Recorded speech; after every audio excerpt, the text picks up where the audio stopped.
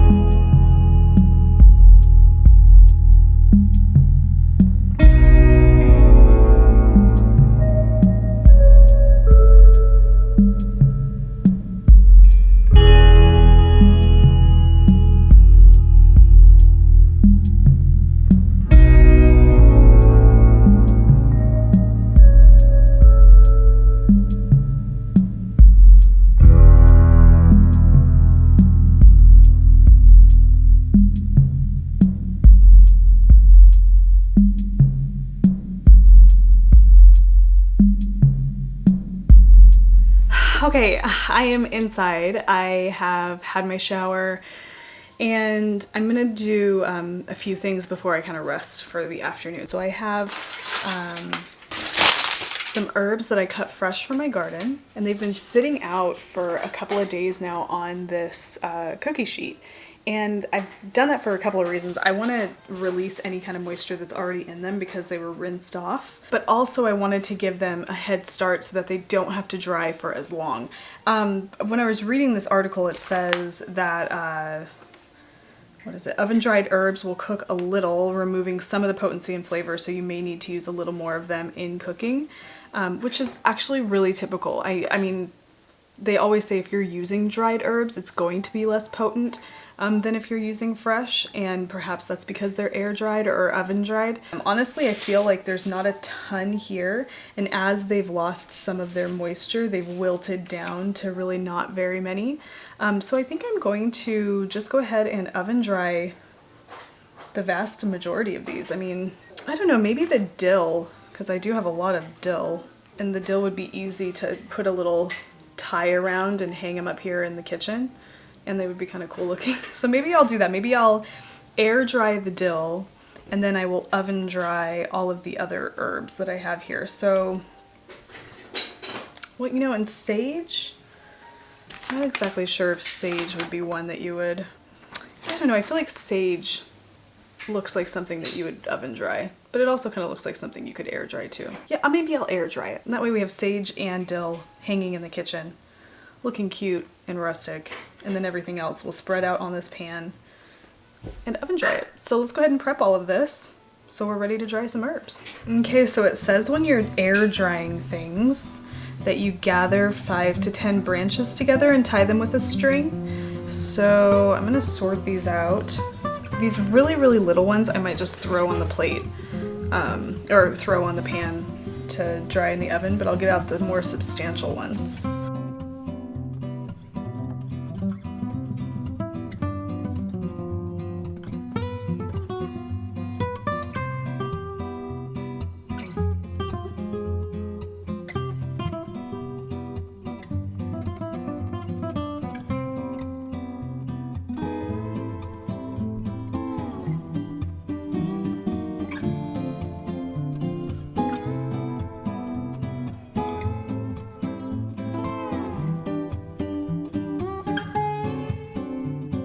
Okay, so I've sorted out my herbs. I have sage. I didn't trim much sage, I just trimmed a little bit. This is the French tarragon. Same thing, I didn't do a ton of this. I could have trimmed more because I have a lot out there, but I kind of just wanted to experiment first. And then this is the dill, and then I actually pulled the cilantro out, only because I wanted to separate it from what I have over here on my cookie sheet so that I could organize that, but this is gonna go back on the cookie sheet. Okay, so I'm gonna tie these 3 in little bundles. I might actually make this 1, 2, 3, 4. Yeah, this could be 1 tie. 1, 2, 3. This could be 2 ties, I would say. Maybe I'll make this one 2 ties. That one. Move this out of the way. Okay, so 1, 2, 3, 4, and then the dill. 1, 2, 3, 4. And then I have all these little stragglers that can be tied together. This could be 1. There's going to be a lot of dill hanging around here. Okay, 1, 2, 3, 4.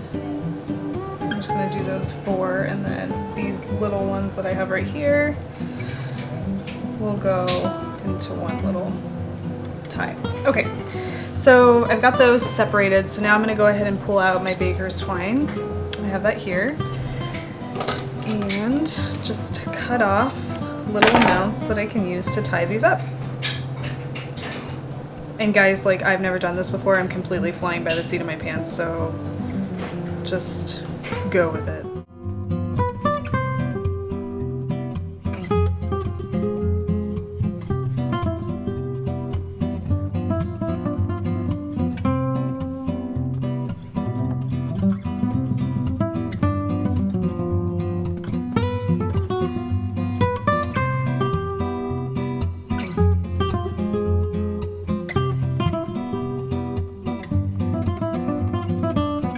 Okay, so I have all of my little ties done. Now I have to kind of figure out where these are going to go. Maybe that was something I should have done before I got started, but I'm going to leave them here for right now and I'll figure out where I'm going to put these guys in a minute. But in the meantime, I have my cookie sheet here that has my other herbs on it. So, okay, now I mentioned this before. I'm not 100% sure what this is and this. I want to say, you know what, I'm going to look it up once and for all. I'm going to figure out what this is. Oregano, I think this is oregano and this is thyme. Okay, let's see. That is it. So this is thyme, this is oregano. Once and for all, I figured out what it is. Okay, so it says to arrange these on a cookie sheet in a 1-inch layer at most. Now, okay, I'm switching things up. I decided to get a bigger cookie sheet only because I can spread these out a little thinner. So here's my bigger cookie sheet. Now I'm going to go ahead and spread the herbs out just a little bit thinner. I'm going to cut off any of these like more heavy stems of the cilantro and just leave tender stems, as they say. And yeah, like these are all mixed up, so I'm not really that concerned about it, to be completely honest. I'll, in the future, I will pull out one herb at a time and dry them one at a time so I can more easily, you know, save them. But right now this is kind of just for practice and I have it pretty organized here. This is the oregano, this is the thyme, this is the cilantro. It would be easy enough to kind of sort it out. Chances are it's going to go into like a really small container for, you know, just a couple of uses and we would use it all up. So it's not a big deal. Now, I have to put this in the oven at 180 degrees. I'm going to go ahead and pop it in the oven right now. It's not quite up to temp, but I'm just going to pop it in there because essentially it's just going to stay in the oven and cook until it's crumbly and dry. So I'm just going to go ahead and stick it in there right now.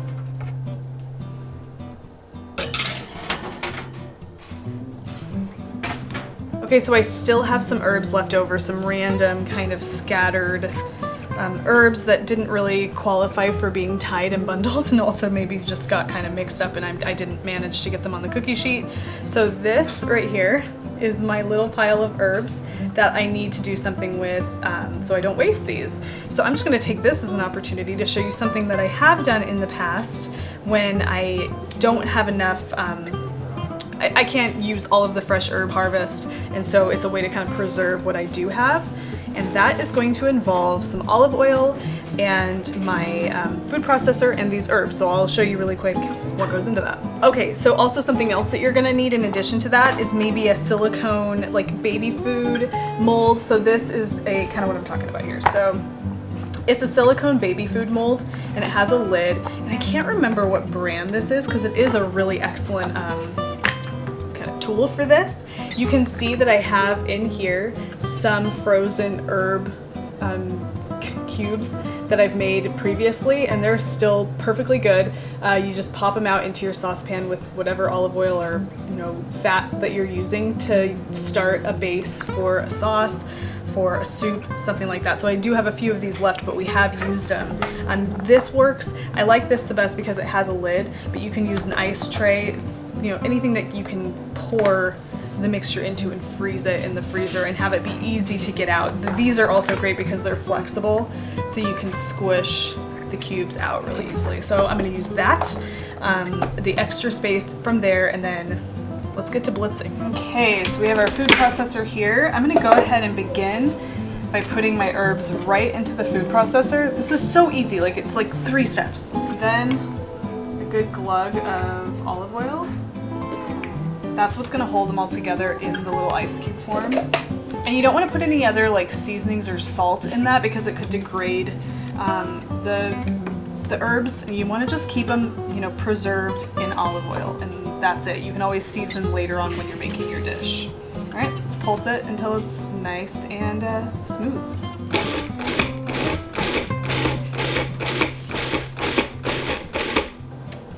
All right, so this is what we have. Nice and finely chopped and ready to go into the ice cube mold. So let's go ahead and transfer this into the ice cube molds and pop it in the freezer.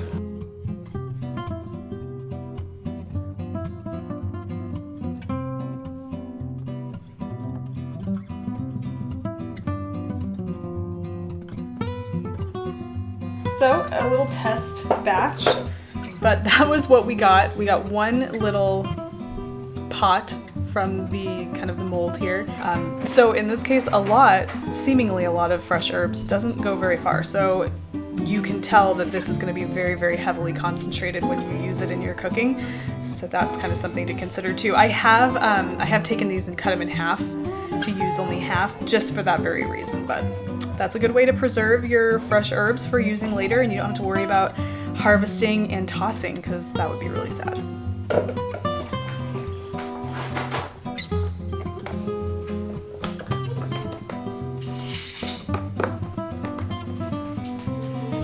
Okay, so I think I found a way to hang my herbs, and it's not scientific by any means, but I think it's gonna work. Let me show you.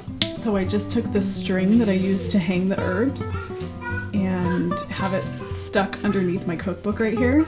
I think they're gonna stay. I don't know if as they shrink you need to tie them tighter, so we'll see. I'm not exactly sure how this works, but looks pretty good for now.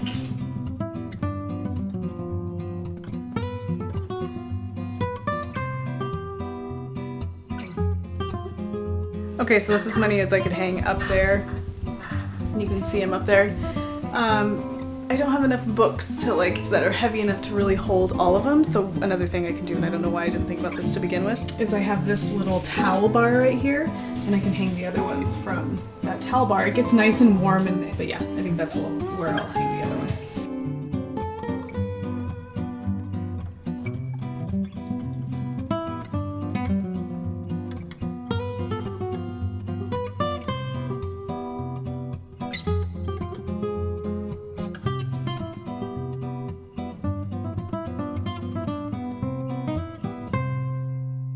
Okay, so I think that's it for my foray in the kitchen today. My husband is making cast iron pizza tonight. I'm so excited about that. It's so delicious every time he makes it, so I might vlog a little bit of that too so you can see, because it's just super yummy. I'm going to keep my eye on my herbs that are in the oven, and of course these ones have about a week or so to go before they're completely dry, and I'm sure that depends on the weather too. So I'm going to go ahead and have a cup of coffee and watch my son play with trains and just relax.